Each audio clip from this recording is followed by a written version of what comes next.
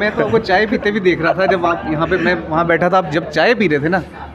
But मुझे बहुत अच्छा लगा कि बंदा इंडिपेंडेंट है, डिपेंडेंट नहीं है किसी पे। जी सर, बहुत मेहनत करनी पड़ी सर। बहुत मेहनत, कितनी लगी मेहनत? मतलब कई रातें लगी होंगी सीखने से सर पहले।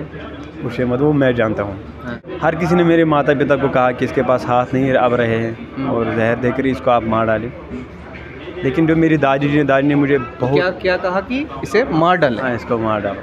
इंशाल्लाह मंजिल ज़रूर उन्हीं को मिल जाती है जिनको सपनों में जान होती है, और सबसे ज़्यादा जो है वो कोशिश है। ये ज़िंदगी बहुत खूबसूरत है, और जब हम अच्छी तरीके से इसको जी लेंगे और इंशाल्लाह जो परेशानी होगी वो दूर हो जाएंगी।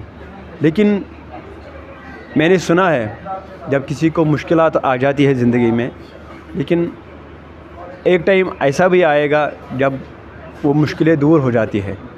लेकिन बस वक्त का इंतज़ार करो और ज़िंदगी में कभी हार मत मानो। हौसले बुलंद हो तो आपको आपकी मंजिल तक पहुंचने से कोई नहीं रोक सकता। इसकी जीती जागती मिसाल मेरे साथ मौजूद है इस समय। आमिर हुसैन लोन जो हैं पैरा क्रिकेट टीम के जो कैप्टन हैं वो मेरे साथ मौजूद हैं। आमिर जी, पहले मुझे बताइए कि ये हादसा कैसे हुआ था और कौन सी उम्र में था? सर मैं नॉर्मल की तरह पहले जीता था। बिल्कुल जैसे हाथ थे, सभी के साथ उठना बैठना था, फ्रेंड्स के साथ, सोसाइटी के साथ। लेकिन जब 8 साल की उम्र में एक्सीडेंट हुआ है हमारा, जिसमें कि हमारे दोनों हाथ चल बसे।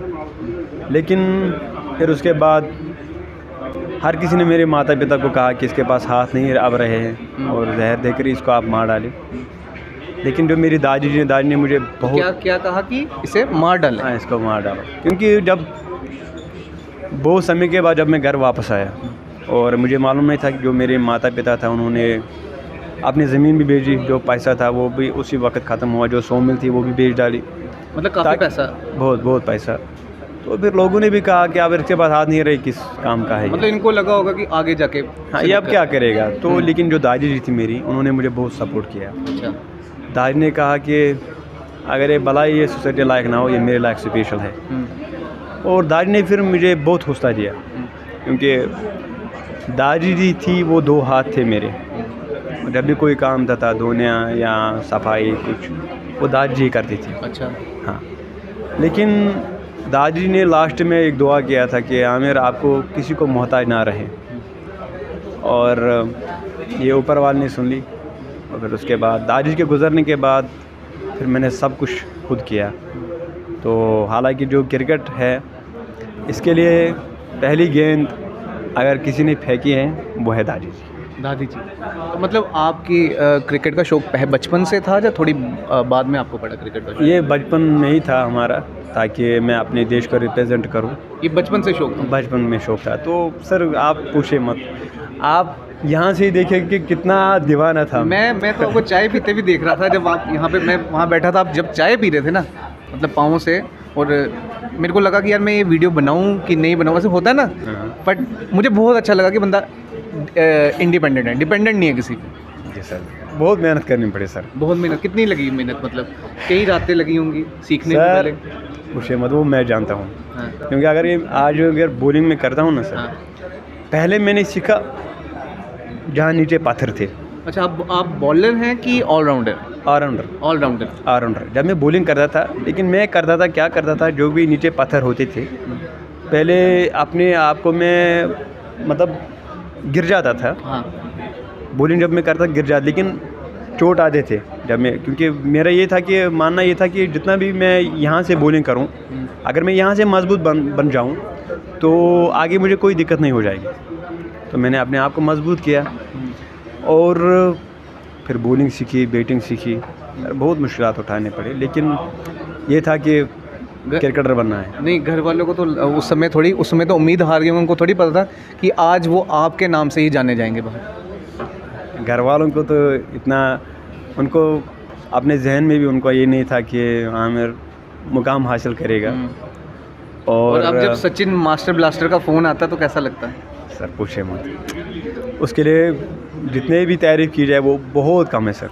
अल्लाह की कसम, इतना सचिन सर सपोर्टिव है काफ़ी, बहुत ज़बरदस्त है। और सचिन सर के हम दुआ करते हैं कि अल्लाह ताला उनको लंबी ज़िंदगी अता दे और सेहत दे, और दिन दुगनी रात दुगनी वो इसी तरीके से तरक्की करते रहें। और दिल की यही दुआ है कि अल्लाह ताला उसको लंबी ज़िंदगी अता दे, क्योंकि अगर आइडियल है मेरा कोई वो है सचिन तेंदुलकर सर। मैं बचपन से यही सब बचपन से ही था कि मेरे जहन में आइडिया ही था कि जिस तरीके से सचिन सर खेलते हैं कि मैं भी खेलूं। लेकिन आज भी मैं आपको एक चीज़ बताऊंगा सर, अगर आप आज भी क्रिकेट का शौकीन है तो जब आप सचिन सर को देखेंगे तो आपको दिल भी कहेगा काश मैं सचिन सर की ही तरह बनूं। अच्छा, ये मेरा सपना था कि, लेकिन जब हाथ नहीं रहे तो सपना टूट गया। लेकिन अपने सपनों के पूरा मैंने किया, बहुत मेहनत करनी पड़ी। अच्छा, मैंने सुना कि अडानी जी ने भी आपके लिए ट्वीट किया था, उसके बारे में थोड़ा बताइए। हाँ, रिसेंटली में सर गौतम अडानी सर ने मुझे इनवाइट किया और सर का स्पेशली मैं गेस्ट था और उस फंक्शन पर मैं भी था। और ख़ासकर प्रीति मैम के लिए, डॉक्टर प्रीति मैम के लिए जितने भी तारीफ़ कीजिए वो बहुत कम है, क्योंकि क्या है कि सर ज़िंदगी में मैंने कभी सोचा नहीं था कि इतने बाहर अपने देश के महान व्यक्ति भी हमें कॉल करेंगे। आमिर, एक तो पहले सचिन की कॉल, दूसरा अडानी का ट्वीट, और कितने लोगों की कॉल वगैरह आती हैं आपको? और साथ में मैंने ये भी देखा कि आर्यन ग्रुप ने भी आपको अपना ब्रांड एम्बेसडर बना दिया।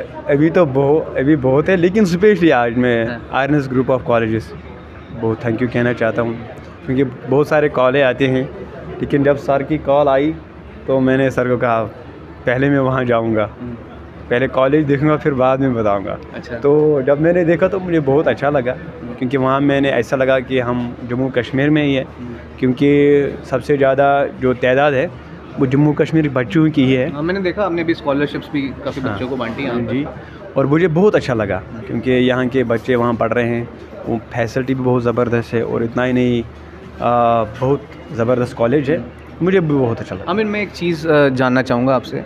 कुछ लोग होते हैं ना ज़िंदगी में डीमोटिवेट हो जाते हैं, उन लोगों के लिए क्या कहना चाहेंगे जो आपको देख रहे हैं, जिनके ऊपर वाले की दया से सब कुछ है उनके पास, फिर भी वो कुछ करना नहीं चाहते? सर, हमारी हमेशा कोशिश रही है, और मेरी जो कोशिश रही है वो रही है कि वो मैं जानता हूँ, और जो भी हमारे सुनने वाले हैं उनसे भी यही मैं कहना चाहता हूँ कि कोशिश करते रहो। अगर आज आपको जॉब नहीं मिलता है, लेकिन कोशिश करते रहो, इंशाल्लाह मंजिल ज़रूर उन्हीं को मिल जाती है जिनको सपनों में जान होती है, और सबसे ज़्यादा जो है वो कोशिश है। आज हम छोटे छोटे बातों पर अपने आप को डिस्ट्रॉय करते हैं, मार्क्स कम आने से पे हम अपने आप को ख़त्म कर देते हैं, अपनी ज़िंदगी को। ये ज़िंदगी बहुत खूबसूरत है, और जब हम अच्छी तरीके से इसको जी लेंगे और इंशाल्लाह जो परेशानी होगी वो दूर हो जाएंगी। लेकिन मैंने सुना है जब किसी को मुश्किलात आ जाती है ज़िंदगी में, लेकिन एक टाइम ऐसा भी आएगा जब वो मुश्किलें दूर हो जाती है, लेकिन बस वक्त का इंतज़ार करो और ज़िंदगी में कभी हार मत मानो। तो ये थे आमिर, जिन्होंने बताया कि लहरों से डर के नौकाएं पार नहीं होती, कोशिश करने वालों की कभी हार नहीं होती।